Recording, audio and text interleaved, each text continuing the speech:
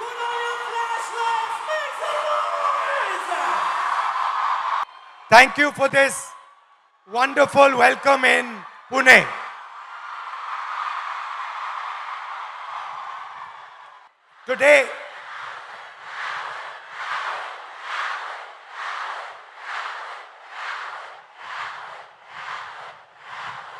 Today, I came to Pune not to give you a lecture, not to tell you what I think, not to talk politics to you, but more to allow you to express yourself, to say what you feel, to say what you think. And what I've done is I've put a little framework, some ideas to allow you to think, express yourself. And we'll discuss some of these ideas with young ladies from the crowd this evening. So I'd like to first of all start by welcoming everybody. सबका मैं यहाँ स्वागत करता हूँ और पहली बार शायद मुझे बॉयज कम दिख रहे हैं या दिख ही नहीं रहे हैं और लड़कियां दिख रही हैं. The idea behind this evening is, as is written over there, break the cage. I'd first like to remind you of one thing. Can I do that? Now, all of you in your lives must have been told many things, nice things, bad things. Many of you must have felt scared. You feel scared sometimes on the street. You do. But I want you to remember one thing. If there's one thing that you remember from this evening, it is this: that every single one of you is unique in this universe. If I was to look for any one of you, I will not be able to find a replica of that person. You are unique, you are special, you are individual, and you have your own dream, your own vision for your life. Am I right or am I wrong? I'm right. Many times people ask me, what is India's biggest strength? And you get many answers when you ask this question. Somebody will say our economy. Somebody will say our military. Somebody will say our medical system. Somebody might even say our people. But I am very clear on what is India's biggest strength, our biggest asset. And that strength is 70 crore unique journeys, unique imaginations, unique dreams that the women of India are living. Somebody might say to me, well, there are 70 crore men. How do you say that 70 crore women are more important? What is your logic? My logic is the following. Women are by nature more sensitive, more gentle, more compassionate, and more forward-looking than men. And that is why I believe fundamentally that India's women, young, old, are India's biggest asset. Now, एक problem है, बहुत बड़ी problem है. Problem क्या है? Problem है कि whenever I speak to a man,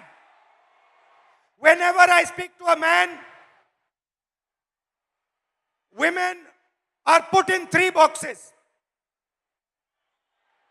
You are either seen as a daughter, as a wife, or as a mother.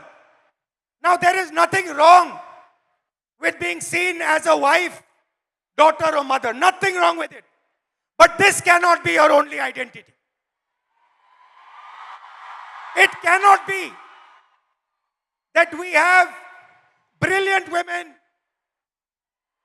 who are doing completely fascinating and different things, who are professionals, who are sportswomen, who do multiple different things, and then the only identity that they are given by our men is these three. And notice that every single one of those identities has a relationship with a man. So you are either a mother or a wife or a daughter. And I'd like to quote over here the Manusmriti, which says clearly, in childhood, a female must be subject to her father. Meaning, the Manusmriti says, in childhood, a female belongs to her father. In youth, she belongs to her husband. When her lord is dead, she belongs to her sons. A woman must never be independent. This is a direct quote from the Manusmriti. And these words are a shame, because these words should never ever have been spoken. The most... Hello, how are you? Hello.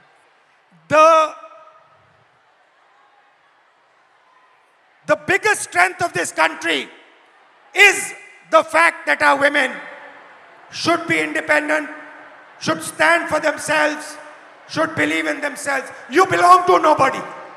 You do not belong to anybody except yourself.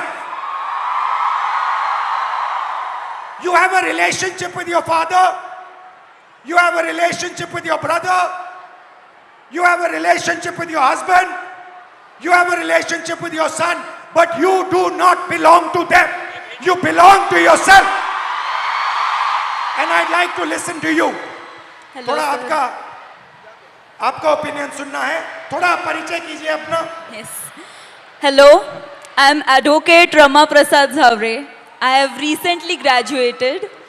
I am a lawyer and I will be pursuing masters after this. I have noticed in the last 5 years that I spent taking my degree that women in my field are subjected to such stereotypes that my classmate would not be.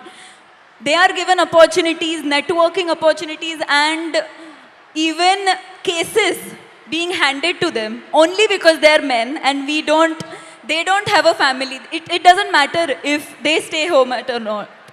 Also, I have heard from my senior that it is a waste spending money on my LLM only because after a few years I won't be practicing and I will be raising a family, and it's really sad to see that my degree is just diminished to a point in my biodata. So how, when this happens, when you're in an exam at work and you're being told that you're a second-class citizen, that your degree does not matter, a man's degree matters, your degree does not matter, how does it make you feel inside? What do you want to say to India, to your friends here, about how you feel? Because I'm sure a lot of them also feel the same way. Definitely. I want my colleagues, my teachers, my friends to have confidence in me that I won't need to prove that I have that degree. I studied for it, I put my energy, efforts into it, and I will be successful. I don't think I need to prove it to a man. Because... Now, this is, I like this. She's saying that Why do I need to prove it to a man? Why does a woman 24/7 have to prove to a man that she is good enough? Fundamental question. Would you like to say something about that? Hello, my name is Jnaneshwari. I'm from Pune, Maharashtra itself. I completed my master's in culture, media and governance from Jamia University, Delhi. And I lost my father before 3 years. And after that, How? he got a cancer. After that, there was so much family pressure, society pressure, community pressure. My dad was a sanitary worker. And I had a huge pressure. You have to do the relinquishment certificate. You have to submit the certificate. You will not. If I'm asking anything in a property or in anything, it's like I'm asking for. I'm asking for like. It's not my right. It's I'm asking for the. घर में जो भी सारी चीज़ें हैं उसमें मैं हिस्से मांग रही हूँ, हिस्सेदारी मैं कर रही हूँ. As a woman I am asking for a हिस्सा. हाँ, और as a like if is any other man, if my I have my brother and it's his right, but if I am asking it's मैं हिस्सा मांग रही हूँ. If your brother is asking, Yes. it's his right. Yeah. And if you are asking, मैं हिस्सेदारी कर रही हूँ घर Your- में. मैं हिस्सेदारी कर रही हूँ. हिस्सेदारी. Okay. Again, now I'm come back from Delhi and like there is a huge pressure for marriage, and guy want a girl who is look fair, educated, healthy, but he doesn't want the girl like me who wants to pursue his But her career. you're a very beautiful girl. What do you mean he doesn't Thank you. want a girl like you? Thank you. But they want a girl like me, but they don't want like a girl who is who wants to pursue her career in journalism, in PR, or any social where you connect with the people, or it has a social job. They don't want like girl like me. They want 9 to 5 girl who is doing office work. She will come back at 5. She will serve you She will cook for you. She will serve you food and everything. The girl like me who wants to go into the journalism field, who wants to go on the. But why would a man not be proud of a wife who goes out, works, is independent, is living her own vision, her own dream? Why is it that the Then- man is uncomfortable with this idea? Then I think the man or his family would not be able to control on her, But why is this control so important for a man? because always women treated as a secondary sex or human. They're not treated as an equal, or they're not treated as an equal human being or an equal citizen of this country, I feel. Do you think men feel they are superior to women? Yeah, definitely. Yes. They do. Yes, they do. So it's a mindset problem. Yeah, it's a mindset problem. It's a patriarchal problem. The way it's And you come into contact every day of your life with this patriarchy. yes, The roads are controlled by the patriarchy, yes, right? yeah, The businesses are controlled by By the patriarchy. patriarchy. The school education system is controlled by the patriarchy. there is a caste hierarchy. Yeah. So how do you feel about this? Like I just wanted to treat my education, or I wanted to look at my education it's a dignified thing. I wanted to treat myself as a human being, not as a secondary person or the citizen of this country. Do you get angry? Every day, You get every angry night. that what is going on? How is this Yes. happening? Yes, every day I got angry. Every night I started thinking about this, how it's like this. I'm educated. I completed my masters in Jamia. Still, I'm facing this. I'm an educated one.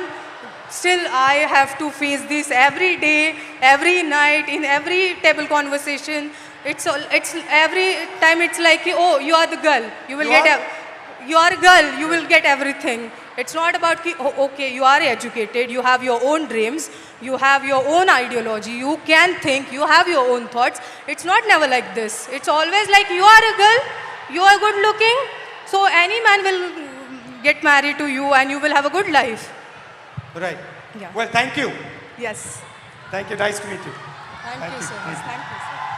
So, we came up with the interesting word control. Do you feel that society tries to control you, men try to control you? in everything that you do. So here is a trap, and there are 4 methods of control. And I want to understand from you, have I got this right or have I got this wrong? The first method of control, violence. Second method of control, disrespect. Time is used against you. And in every single sphere of life, in some way or the other, men and the system is trying to control you, make sure that you do exactly what it wants. Agreed? And very interestingly, this oppression is disguised as concern. Ki we are very concerned about you. That is why we need to control you. Yes? So, let's discuss a little bit about violence. Let's discuss a little bit about violence. ये जो line है, कुछ हो गया तो, ये आप अपने को बोलती हो, बाहर जाएंगे तो कुछ हो गया तो, फैमिली मेंबर्स टेल यू, उधर मत जाओ, कुछ हो जाएगा, राइट? देयर आर 3 तरीके के कंट्रोल हैं, 3 तरीके की हिंसा है, सॉरी. एक तो डायरेक्ट है. मैंने आपको पहली फोटो दिखाई, उसमें मैंने कहा कि 70 crore journeys are there. First thing to understand is before they are born, पैदा होने से पहले हर साल 4.5 लाख लड़कियों की हत्या होती है. That is the first violence, पहली हिंसा. दूसरी हिंसा, harassment. इस भीड़ में से 80% लड़कियों को कहीं ना कहीं हरास किया गया है, राइट? सड़क पे, बस पे, रेस्टोरेंट में, स्कूल में, कॉलेज में 80% महिलाओं को हरासमेंट किया जाता है. तकरीबन 29% महिलाओं पर फिजिकल वायलेंस होती है. घर में, सड़क पे मारा जाता है, धमकाया जाता है, पीटा जाता है. और फाइनल आंकड़ा अनबिलीवेबल, 100 में से 6 महिलाओं को हिंदुस्तान में रेप किया जाता है. 100 में से 6 महिलाओं को हिंदुस्तान में रेप किया जाता है. ये हुई direct physical violence. Violence of opportunity, 50% महिला एजुकेशन या काम को रिजेक्ट करती हैं सेफ्टी के कारण. हिंसा से बचने के लिए 50% महिला एजुकेशन बंद कर देती हैं या फिर जॉब छोड़ देती हैं. और आखिरी फाइनेंशियल हिंसा. क्यों? क्योंकि अगर आप एक महिला हो, एवरेज हिंदुस्तान की महिला को हर साल सेफ्टी पे 17,500 रुपए एक्स्ट्रा. ज्यादा कितना ज्यादा? इसका डबल. तो 3 तरीके की हिंसा है. एक तो डायरेक्ट हिंसा, एक फाइनेंशियल हिंसा और एक अपॉर्चुनिटी के कारण. तो पहला इंट्रैपमेंट है हिंसा. अब आपकी सुनेंगे. Welcome. What's your name? Tejaswini. नमस्कार. सुचित्रा. मैत्री. बताओ, who would like to start? आप शुरू करेंगी? बोलिए, बीच में आइए. Hello everyone. Hello sir. Hello. मेरा नाम सुचित्रा पागी है. मैं पालघर वसई से बिलोंग करती हूँ और अभी मैं इकोनॉमिक्स में मास्टर्स कर रही हूँ हड़पसर में SM जोशी कॉलेज में. जब हम सिक्योरिटी की बात करते हैं लड़कियों की, तो खुद के साथ होना और दूसरों के साथ होना बहुत अलग चीज़ है. उसमें ज़मीन आसमान फ़र्क है. जब हम पढ़ते हैं कि न्यूज़पेपर में पढ़ते हैं कि लड़की के साथ लड़की हरेस्ट हुई, उसका रेप हुआ, तो वो बहुत अलग बात होती है कि हम सिर्फ फील करते हैं कि उसके साथ ये हुआ तो वो क्या फील कर रही होगी. जब खुद के साथ होता है तो एक डर पैदा होता है मन में कि नहीं यार, लड़कों से बात नहीं करनी, लड़के बहुत स्केरी होते हैं. तो मेरी 15 साल पुरानी एक स्टोरी है. जब मैं 13 ईयर की थी, सिर्फ 8वीं कक्षा में थी, तो क्या हुआ, मैं 5 किलोमीटर गांव से दूर स्कूल में चल के जाती थी और उस टाइम गाड़ी वगैरह ऐसा कोई फैसिलिटी ज़्यादा नहीं थी. तो शाम को जब स्कूल छूटा तो मैं आई और चौराहे पर 3 लड़के थे. लिटरली वो बहुत ज़्यादा ड्रंक थे और उनका एज भी 25 साल से आगे था. तो कितने थे वो? 3 लोग थे और वो मैरिड थे और मेरे साइड वाले गांव के ही थे वो लड़के. जानते थे उनको? नहीं, हम जानते नहीं थे, लेकिन वो साइड वाले गांव के ही लड़के थे. तो क्या हुआ, उन लोगों ने हमें घेरा, मैं और मेरी दोस्त थी, और उन्होंने हमें छेड़ा लिटरली मतलब पास पास आ रहे थे और ऐसे कमर को हाथ लगाना और हाथ लगाने के लिए आ रहे थे, तो मैं बहुत ज़्यादा डर गई कि ये क्या हो रहा है। तो उस टाइम पे समझ में नहीं आ रहा था कि मैं क्या करूं, तो मैं भाग गई। तो मैंने अपने पापा से कहा। आपकी फ्रेंड भी भाग गई? हाँ, मेरी फ्रेंड मुझे छोड़ के भाग गई।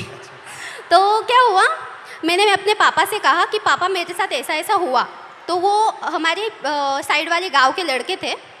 तो पापा ने क्या कहा कि हम कंप्लेन करेंगे, पुलिस स्टेशन में कंप्लेन करेंगे, लेकिन मैं नहीं आऊँगा, मम्मी को लेके जाओ। तो मैं मेरी मम्मी को लेके गई। क्यों? क्योंकि पापा का मतलब ऐसा वो सोचते हैं कि तुम एक महिला हो तो तुम्हारी माँ जितना तुम्हें जानती है उतना मैं नहीं जानता। तो जब एक लड़की पर बात आती है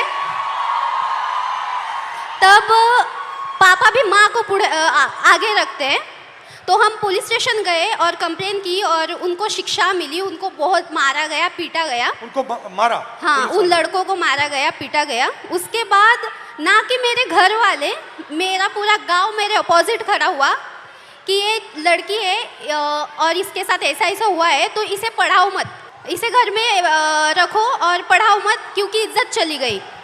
तो इज्जत चली गई? हाँ। तो पापा ने कहा कि नहीं, मैं मेरी बच्ची को पढ़ाऊंगा, और उन्होंने मुझे पढ़ाया, बल्कि पुणे में भेजा। और मैं बहुत ज़्यादा डरी हुई थी कि मेरे साथ ऐसा ऐसा हुआ था, तो अब पुणे में भी वैसा ही ना हो। तो मैं 2022 में पुणे में आई। तो जब मैं लाइब्रेरी से आई हॉस्टल में, तो बस PMPL में बहुत ज़्यादा भीड़ थी और मैं गिरने वाली थी। तो एक लड़के ने मेरा हाथ पकड़ा, मुझे खींचा और स्टेबल किया, और आगे एक महिला खड़ी थी, उसके बीच में मैं, और आगे मेरे पीछे वो लड़का खड़ा था। तो लिटरली उस लड़के ने मेरे कमर के इस कोने से लेकर इस कोने तक में हाथ लगाया और मुझे पीछे खींचा, और मैं डर गई। मैंने तुरंत में पीछे मुड़ी और उसके कान के नीचे बजाया, और वह सिचुएशन ये थी सर कि वहाँ पर जो लड़कियाँ थी वो कुछ नहीं बोली। और अब जब मैं स्टेबल हुई कि अब नहीं, मेरे साथ ऐसा नहीं होगा, तो अभी रिसेंटली पिछले वीक में मैं अपने घर से वसई से पुणे आई। पुणे स्टेशन से ट्रेन पर मैं उतरी और वहाँ पर एक ड्रंक आदमी था, वो सामने से आया और लिटरली मेरे यहाँ पर ब्रेस्ट के नीचे छुआ उसने। तो मैंने उसके हाथ को पकड़ा और उसे मारा। वहाँ भी महिलाएं थी, वहाँ पे भी लड़कियाँ थी, महिलाएं थी, लेकिन वहाँ भी उन्होंने कुछ नहीं बोला। मतलब ऐसी सिचुएशन है हमारे इंडिया में, महाराष्ट्र में, कि लड़की के साथ ऐसा होता है तो भी कुछ लड़के होते हैं, लड़कियाँ होती है, वो अपने बहनों की तरफ नहीं बोलती, वो सिर्फ तमाशा देखती रहती है। तो मुझे यही सबसे बोलना है कि बहनों, भाइयों, प्लीज़ सपोर्ट करो और अपने सामने कुछ ऐसी सिचुएशन आ रही होगी तो प्लीज़ सपोर्ट करो और उसको बचाओ। मेरे साथ जो हुआ वो किसी लड़की के साथ नहीं होना चाहिए।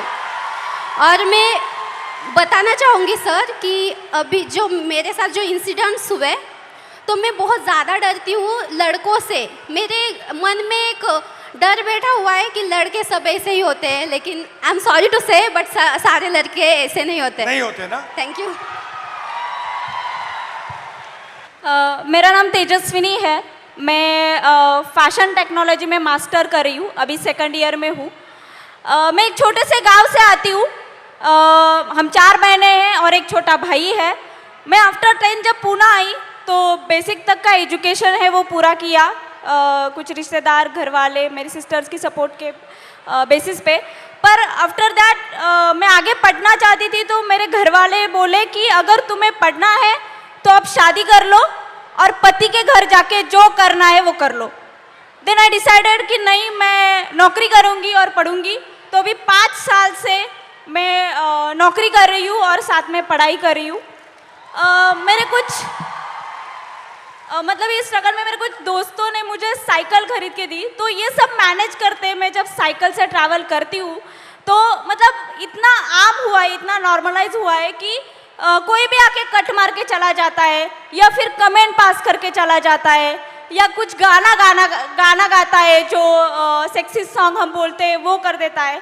तो मतलब ये इतना नॉर्मलाइज हुआ है कि मैं अभी रिएक्ट करना भी मैंने छोड़ दिया है, क्योंकि मैं करूँगी तो भी क्या करूँगी, क्योंकि जो मैंने सुना था रेसलर के साथ जो हुआ, जिन्होंने हमारे देश के लिए गोल्ड मेडल लेके आए, उनके जो गुनहगार थे उनको क्लीन चिट दे दी। तो मैं तो एक सामान्य घर की लड़की हूँ जिसको ठीक से सपोर्ट भी नहीं है। और मुझे और एक बात कहनी है, क्योंकि मैं जैसे मैंने कहा गांव से आती हूँ, तो मैंने अपने टेंथ तक की जो एजुकेशन है वो गवर्नमेंट स्कूल्स में की है, जो कि अभी 90,000 के ऊपर स्कूल बंद हुए हैं। और मेरी सारी बहुत सारी लड़कियां हैं जो वही स्कूल में पढ़ती है, और उनका अभी वहाँ पढ़ना बहुत मुश्किल हो जाएगा, क्योंकि कौन सी भी माँ अपनी छोटी सी बच्ची को 10 किलोमीटर आगे नहीं भेजेगी। मेरा 10th तक का हुआ तो मैं यहाँ तक आ गई, पर पता नहीं जिनके स्कूल बंद हुए हैं उनका क्या होगा। तो मेरी बस इतना ही कहना है। My name is Maitri. I am currently a psychology student studying in Pune University. And I travel by daily commute by public transportation literally almost every single day. And I feel like safety is becoming a very big concern because I leave early and return home late. So it becomes a very... What time? What time? I you leave at what time? around 8 a.m. and I come home around 9:30 p.m. That is very late for where I live. Yeah. So I feel I coming from an urban city is very probably I don't have to give up my education because of my safety. But the girls from the rural area region have to. Their parents prefer that if they have to send their female children out to study because villages don't really have schools for higher education. They prefer their son goes outside instead of their daughters because it is really safe. And I feel if education, the access to education has to become so difficult, I think it is becoming a barrier for education. Why do you think this mindset, ये जो mindset है कि बेटे को educate करना है, बेटी को एजुकेट नहीं करना है, बेटा जॉब कर सकता है, बेटी को जॉब नहीं करना है, ये माइंडसेट आता कहाँ से? I think the social norms created around कि लड़के कमा के खिला देंगे माँ बाप को, लड़कियों को तो शादी करके जाना है, तो लड़की का करेंगे क्या? Thank you. तो नेक्स्ट, अभी हमने आपको हिंसा की बात की, अब कंट्रोल की बात करते हैं। लड़की बहुत मॉडर्न हो गई है। 60% हमारी जो लड़कियां हैं, 60% घर से अकेली नहीं जा सकती। अगर घर से बाहर जाना होता है तो किसी के साथ जाना होता है। सेकंड, 45% शादी के लिए या हाउसवर्क के लिए 45% शादी या हाउसवर्क के लिए ड्रॉप आउट करती हैं। और आखिरी जो शायद सबसे अमेजिंग आंकड़ा है, और इससे तो मैं बहुत हैरान हुआ कि इस देश में सिर्फ 8% महिलाओं के पास इंडिपेंडेंटली ओन्ड प्रॉपर्टी है। मतलब फाइनेंशियल कंट्रोल, मूवमेंट पे कंट्रोल, और आप क्या करोगे उस पे कंट्रोल। नमस्कार, hello. My name is Pradnya. Nisha. My name is Sheikh Amna Usama. You can say.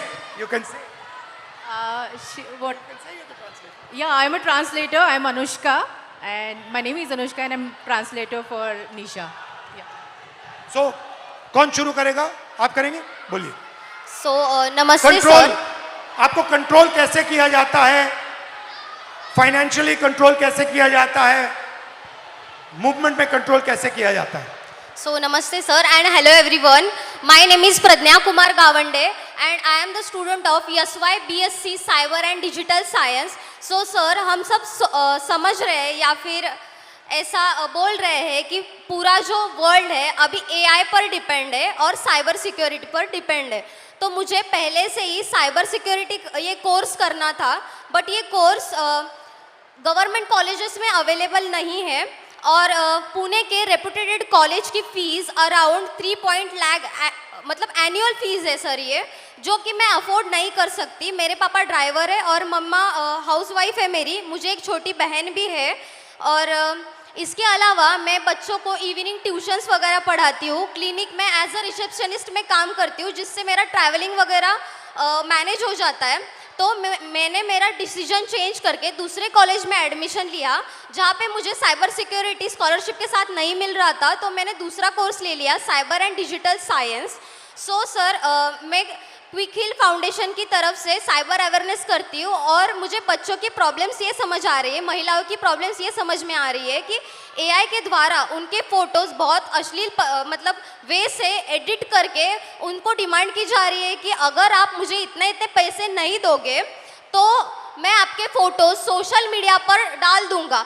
और इसका सॉल्यूशन सिर्फ और सिर्फ साइबर सिक्योरिटी जो वॉरियर्स जो साइबर वाले हैं उनके पास है। और ऐसे कोर्स को हमें स्कॉलरशिप क्यों नहीं दी जा रही है, और स्कॉलरशिप नहीं है तो गवर्नमेंट में ये कोर्स क्यों नहीं है। और ठीक है, अगर हम लड़कियां ये वर्किंग होके सीख रहे हैं तो फैमिली के रिस्ट्रिक्शंस और सोसाइटी के रिस्ट्रिक्शंस कि इतने बजे घर क्यों आ रही हो, कॉलेज के अलावा आप इधर उधर क्यों घूम रही हो, इतने बजे इसका कॉल क्यों आ रहा है, बाहर जा रहे हो स्कार्फ बांध के ही जाओ, या फिर और कुछ, इनसे बात मत करो, उनसे बात मत करो, ये मत ये पहनो। आपके मम्मी पापा कहते हैं, कौन कहते हैं आपको? एक्चुअली मेरे मम्मी पापा सपोर्टिव है, बट हम ऐसे एरिया से आते हैं कि अगर हम पुणे में भी रह रहे हैं तो थोड़ा एरिया अलग पड़ता है सर। वहाँ पे सोसाइटी उनको रोक टोक करती है, और वो भी सोसाइटी के प्रेशर के अंडर अगर हम पढ़ रहे हैं और हमारे ऊपर फाइनेंशियल प्रेशर है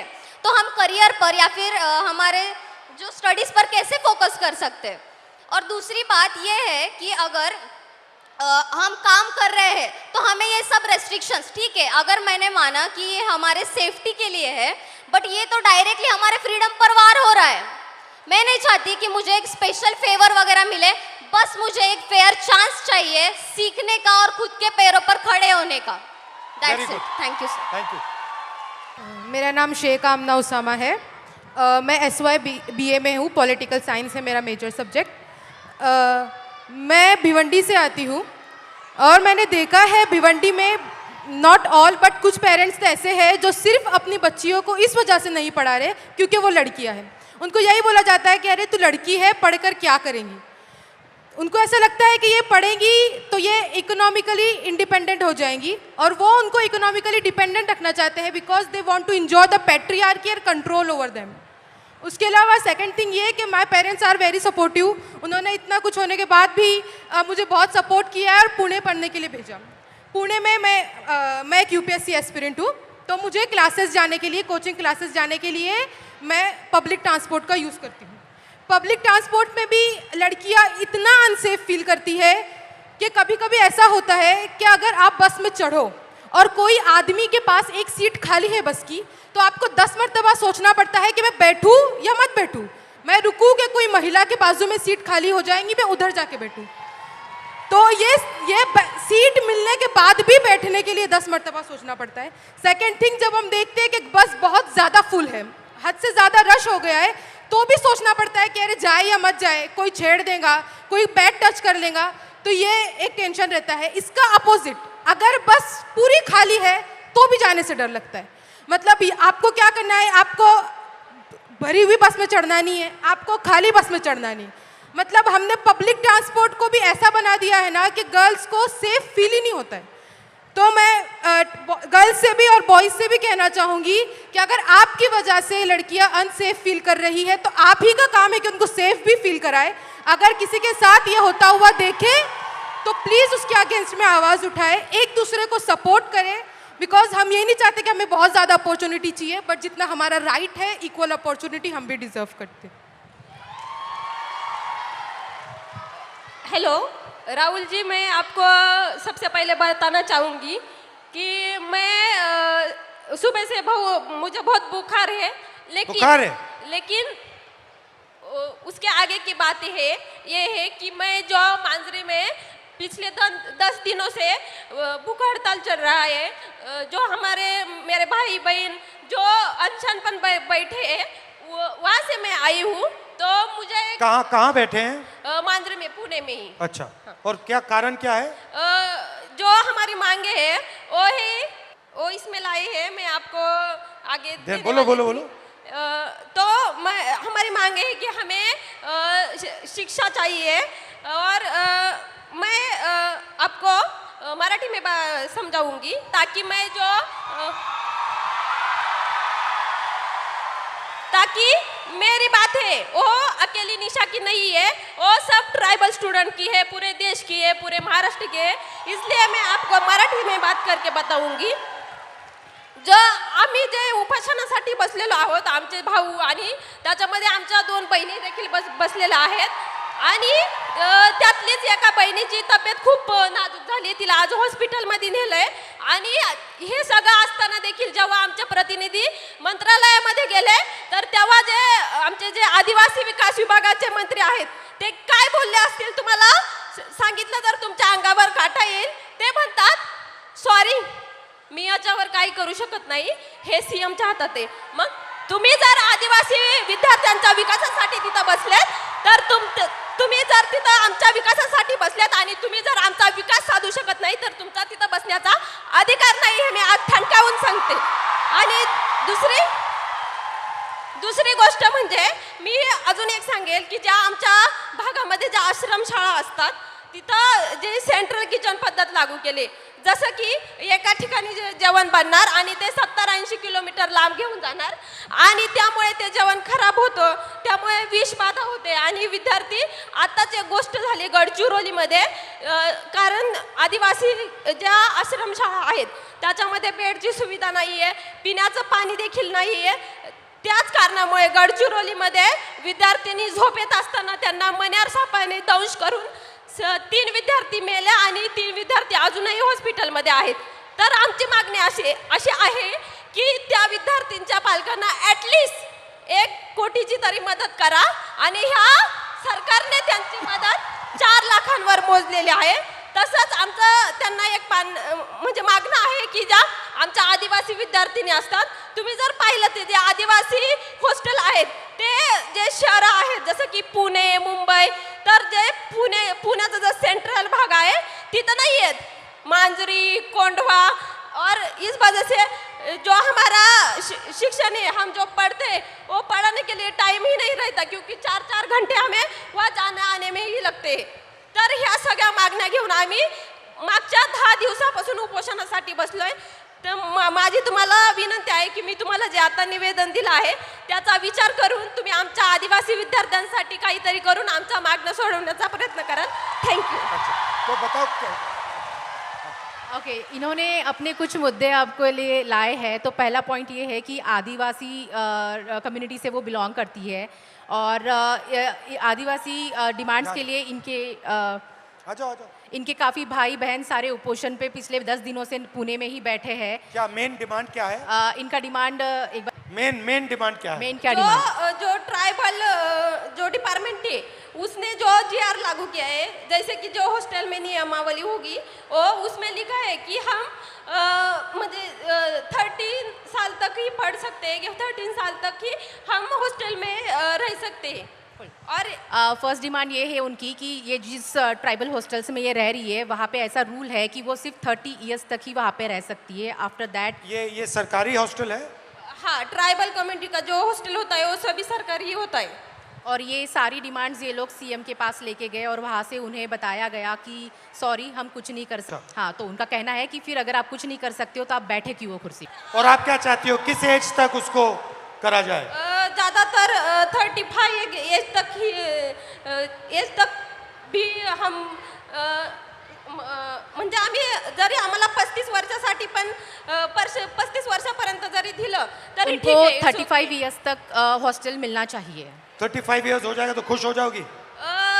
वैसे तो हमें ये एज की लिमिट है वो ही नहीं चाहिए, लेकिन ये सरकार है वो तो आपको भी पता है, लेकिन हम ये चाहते हैं कम से कम ये 35 एज तक भी आ पाए, इसलिए मैंने ऐसे बोला। लेकिन हम मुझे आप वहाँ इनवाइट क्यों नहीं कर देते? हमने आप मुझे वहाँ बुला लो। Yes. मैं भी आ जाऊंगा, बैठ जाऊंगा आपके साथ. आम्हाला आवडेल तुम्ही तिथं आलेले आणि आमच्या मुलांची देखील इच्छा आहे की तुम्ही तिथं यावं आणि आमच्या प्रश्नांवरती बोलावं आणि आमचे प्रश्न सोडवण्यासाठी प्रयत्न करावा. वो चाहती है कि आप वहाँ पे आए, वो खुशी खुशी आपको बुलाना चाहती है. मुझे बुला लो, मैं आ जाऊंगा. ठीक है, थोड़ा थोड़ा दबाव और एक साथ डाल देंगे. मैं और एक बात कहना चाहूंगी, उससे तो आपके होश ही उड़ जाएंगे. जैसे कि हमारे ट्राइबल हॉस्टल होते ज़्यादातर वहाँ यहाँ पुणे में गढ़चिरौली, नांदेड़, अमरावती वहाँ से जो स्टूडेंट आते हैं वो तो हर रोज़ घर नहीं जा पाते. और जुन्नर जो आंबेगांव वो तो लड़कियाँ जाकर आती है, लेकिन वो जो गढ़चिरौली के स्टूडेंट होते वो नहीं जा पाते. तो हम दिवाली में या किस छुट्टी में गए और 1 महीने से ज़्यादा वहाँ पर रहे तो वो बोलते हैं कि आप फिटनेस सर्टिफिकेट लाए. और वो फिटनेस सर्टिफिकेट क्या होता है कि हमें हमारी प्रेगनेंसी टेस्ट की जाती है. और हम जब इस बात पे आवाज़ उठाते हैं तो वो बोलते हैं कि आपको 1 महीने में, आप शांति से सुनिए क्योंकि ये बात बहुत ही गंभीर है. मैं कहना चाहूँगी कि हम जब उनको पूछते हैं कि ये क्या है, ये क्यों करना है, तो वो बोलते हैं आपको 1 महीने में आपको जानलेवा बीमारी हुई तो और किस संसर्गजन्य बीमारी हुई तो मैं क्या कहना चाहती हूँ उन प्रशासन को कि आपकी जो स्कूल है, जो आश्रम शाला है, प्राइवेट स्कूल है, सभी स्कूलों में जो 24 घंटे एक नर्स क्यों नहीं रख पाते. Thank you. थैंक यू, बहुत अच्छा लगा. मुझे बुला लो, मैं आ जाऊंगा. ठीक है, थैंक यू. तो डिसरिस्पेक्ट की बात करते हैं. लोग क्या कहेंगे.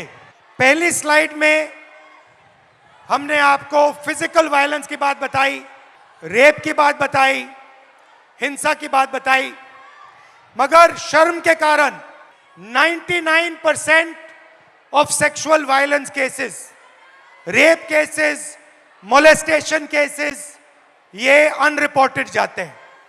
तो वो जो 6% का आंकड़ा है वो एक्चुअली सच्चा आंकड़ा नहीं है. सच्चा आंकड़ा उससे बहुत ज्यादा है, मगर शर्म के कारण अनरिपोर्टेड जाते हैं. 84% महिलाओं को काम करने के लिए परमिशन लेनी पड़ती है. और फाइनल सैलरीड महिलाएं जो हैं, किसी भी जॉब में हिंदुस्तान में अगर आप सैलरीड महिला हैं तो आपको 25% सैलरी पुरुषों से कम मिलती है. तो ये बात हुई डिसरिस्पेक्ट की. आखिरी आर दे कमिंग? हेलो.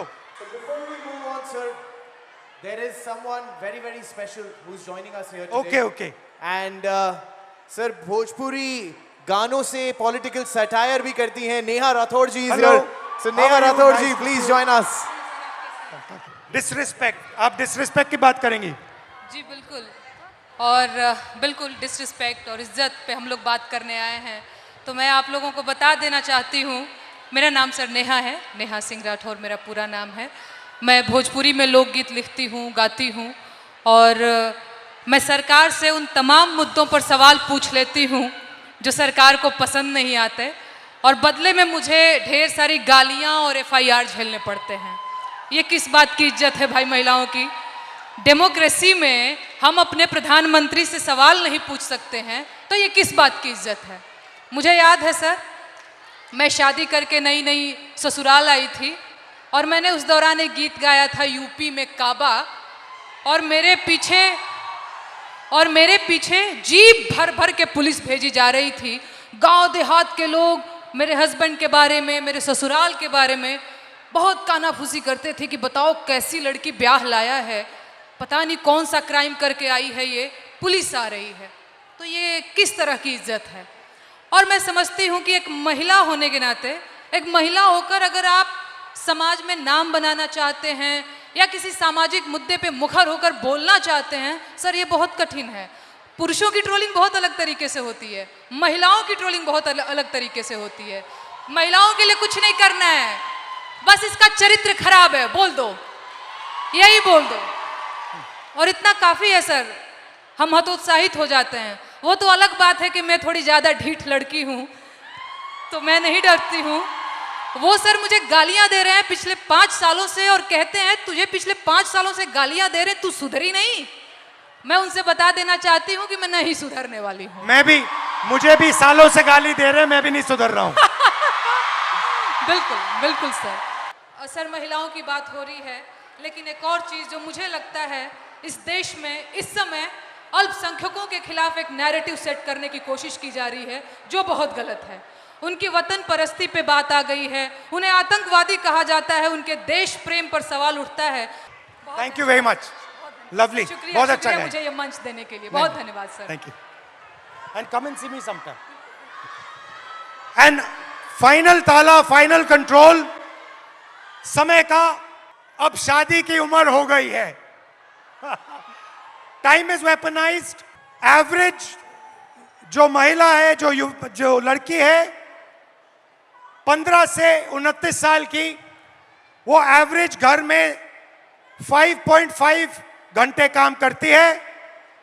उसी घर में एवरेज लड़का 30 मिनट काम करता है। लड़का बाहर जा सकता है, लेट आ सकता है, कभी भी बाहर जा सकता है, मगर आप लोगों को 8 बजे शाम वापस आना पड़ता है, कर्फ्यू होता है। Right right. और फाइनली एज लिमिट के बाद जो लड़के होते हैं एग्जाम्स 1, 2, 3, 4 बार ले सकते हैं, मगर मैरिज एज 23 साल होती है। और जो लड़कियां हैं, जो गर्ल्स हैं, उनको ज्यादा से ज्यादा एक मौका मिलता है, क्योंकि फिर उनको कहा जाता है अब शादी का टाइम आ गया है, अब एग्जाम मत कीजिए, अब शादी कीजिए। तो हेलो, हाउ आर यू? आप कैसे हो? What's your name? I am Sharayu Chopde and I am pharmacist. And आज यहाँ पर मैं सारे एमपीएससी एस्पिरेंट की आवाज़ बन के आपके सामने आई हूँ। बताइए। हमारा सर पेपर लीक हो गया है। एमपीएससी इज अ कॉन्स्टिट्यूशनरी बॉडी और इसको दबाया जा रहा है।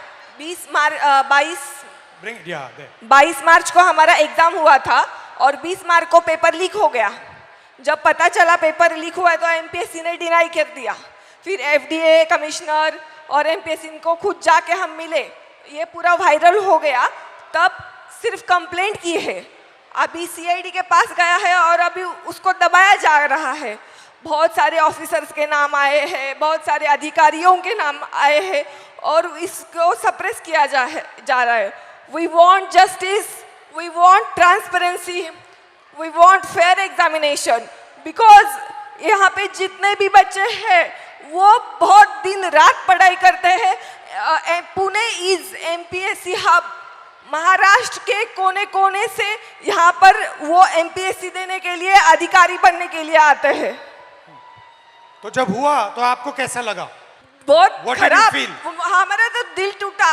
एज अ वुमन हमें मैरिज का प्रेशर रहता है, घर वालों का प्रेशर रहता है, सोसाइटी का भी प्रेशर रहता है हमें। और जब पेपर लीक होता है तो लड़कियों पर असर अलग होता है, पुरुषों पर अलग होता है, क्योंकि आपकी डेडलाइन होती है, उनकी डेडलाइन नहीं होती है। हमारा तो पूरा करियर खत्म होने के चांसेस रहते हैं 100%। सर ये पेपर लीक कितने हो क्यों रहे हैं? ये इंक्रीज हो गए हैं, बढ़ते जा रहे हैं, ये बढ़ क्यों रहे हैं? क्या लगता है आपको? बोलो क्या मैं क्लियर? जिसको पकड़ा हुआ है, जिसका नाम आया है, वो अभी गुजरात में फरार है। अच्छा। यस। और कुछ बोलना चाहिए? अभी तो बहुत कुछ बोलने का मैंने, टाइम लिमिट है। Don't worry, time is there. Back to back paper leak हो रहे हैं और वो जाके उधर फरार हो रहे हैं जिधर उनका पता ना लगा सके। अभी ये पॉलिटिकल हो जाएगा सर। ज्यादा पॉलिटिकल मत बोलो। हाँ, बेटर नॉट डू पॉलिटिकल। इसीलिए तो चुप हूँ मैं सर। हमें री एग्जाम चाहिए सर, आप कुछ तो बोलो। यहाँ पे बहुत सारे एमपीएससी के एस्पिरेंट्स आए हैं, उनको सिर्फ एक ही उम्मीद है कि आप री एग्जाम के बारे में कुछ तो बोलोगे। मुझसे क्या चाहते हो, मैं क्या करूं इस पे? आप हमारे साथ रहिए, आप हमें सपोर्ट कीजिए। जो हमारे साथ अनफेयर हुआ है उसको प्लीज उसको कुछ तो कीजिए, हमारा वो रद्द होना चाहिए। नायब तहसीलदार के लड़का लड़की वो टॉप 5 में है, उनको मतलब उनका अगर पिछला रिजल्ट देखा ना, उनको कुछ भी नहीं है, वो A ग्रेड B ग्रेड में है। ठीक है, थोड़ा डिस्कस करेंगे, फिर मुझे बताना एग्जैक्टली कैसे मदद कैसा करूं। हुआ? यस, ठीक मैं है? आपको पूरे स्क्रीनशॉट्स वो जो है प्रूफ वो सब मैं आपको दिखा दूंगी। ठीक है, थैंक यू। वेलकम, बहुत थैंक यू अच्छा सो लगा मच आपसे सर। मिलके, थैंक यू। तो शुरुआत में मैंने कहा कि एक माइंडसेट है, मनुस्मृति का माइंडसेट, महिलाओं को दबाने का माइंडसेट, और मैं थोड़ी छोटी सी वीडियो आपको दिखाना चाहता हूं और फिर इसके बाद आपसे एक सवाल पूछना चाहता हूं। ये 50 करोड़ की गर्लफ्रेंड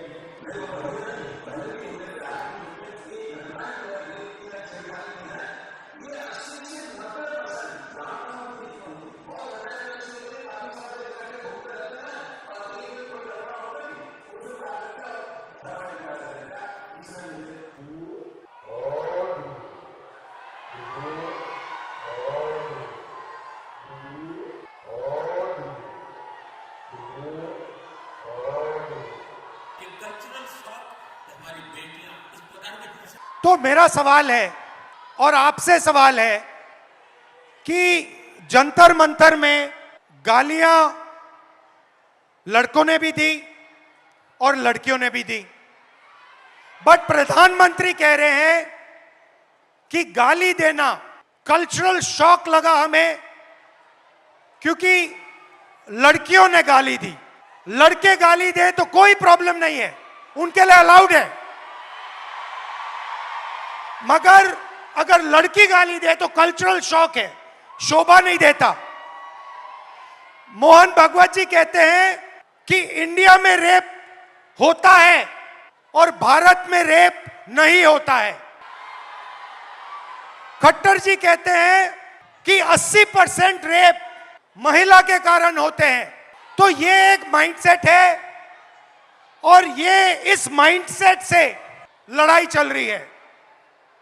माइंडसेट क्या है कि लड़की की एक जगह है, वो पिंजरे में बंद होनी चाहिए, उसका कंट्रोल रहना चाहिए, उसको काम नहीं करना चाहिए और लड़कों को फुल फ्रीडम मिलनी चाहिए। वो जो भी करना चाहे करें, गाली देनी है गाली दें, काम करना है काम करें। ऐसा हिंदुस्तान हम नहीं चाहते। हम न्याय चाहते हैं, सबकी रिस्पेक्ट होनी चाहिए, सबकी रिस्पेक्ट होनी चाहिए, लड़कों की होनी चाहिए, लड़कियों की होनी चाहिए। और ये जो आपके दिल में है, जो डर है, इसको जल्दी से जल्दी मिटा देना चाहिए हमेशा के लिए। तो आइडिया क्या है? ये जो महिलाएं हैं, जो लड़कियां हैं, ये हिंदुस्तान की स्ट्रेंथ है। आप इस देश की फाउंडेशन हो, आप इस देश के फ्यूचर हो। आपको पेट्रियार्की दबाती है, डराती है, धमकाती है, कंट्रोल करती है। मिलकर इस पेट्रियार्की को खत्म करना है। Smash the patriarchy. And my message to you, simple message, be loud, be proud and fight for your space in society. Hello, we'll do it. I'll just do it. Hello.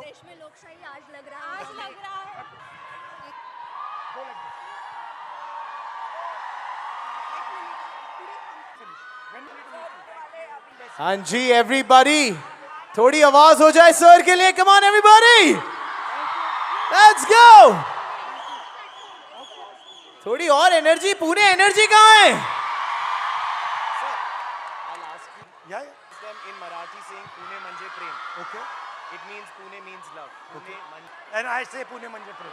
You have to all say it. We'll just do it. We'll just do it. Okay, and now girls, सुनो, sir Pune में आए हैं तो पुणे वालों के लिए भी तो कुछ खास message sir. Pune manje prem. Thank you. Pune मंजे प्रेम. पुणे बोल मंजे दिया, प्रेम. guys. से- क्या बात है. थोड़ी और पुणे आवाज म्हणजे मुझे. प्रेम. पुणे म्हणजेच प्रेम. Pune manje prem. Love you all. Thank you. Good night. Well, there is still something else, sir. There is okay. There's Tell me. still something There's else. the selfie. There is, that definitely is, but there's something else also. Okay. क्योंकि आपने कहा पुणे मंजे प्रेम. And what is that? अच्छा. पुणे तिथे काय उने. And now, Thank you. and now, सब तैयार हो जाओ सर के साथ सेल्फी के लिए एवरीबॉडी. सारे मोबाइल फ्लैशलाइट ऑन, सारे के सारे. सर, पिछली बार आपने पिंक शर्ट पहना था, ये तो जलजला मच गया था. इस बार yellow is the season. I am sure पूरा इंडिया ये भी फॉलो करने वाला है. Let's get a nice selfie now everybody. Come on, here we go. Very.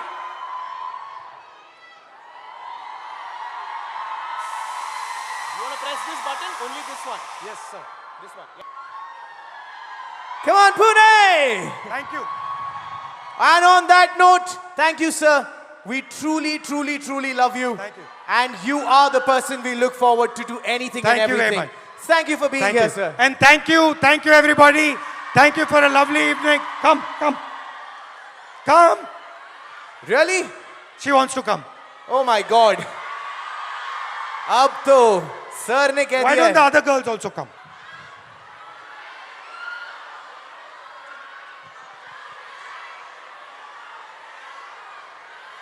ऐसे ही नहीं कहते कि सर बड़े दिल वाले हैं. सारे आ गए.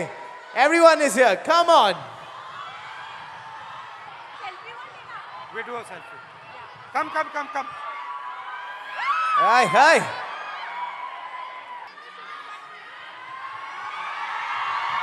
What's your name?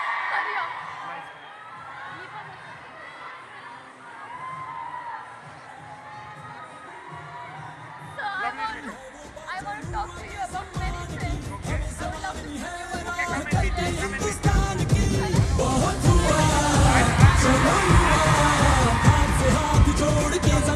And on that note, Pune, मजा आया तो आवाज हो जाए. एक कल्चरल शॉक. हमारी बेटियां इस प्रकार की भाषा कैसे बोल सकती. क्या बेहतरीन दिन रहा है सारे लड़कों को वहां पे. Thank you brothers. Thank you. Good night.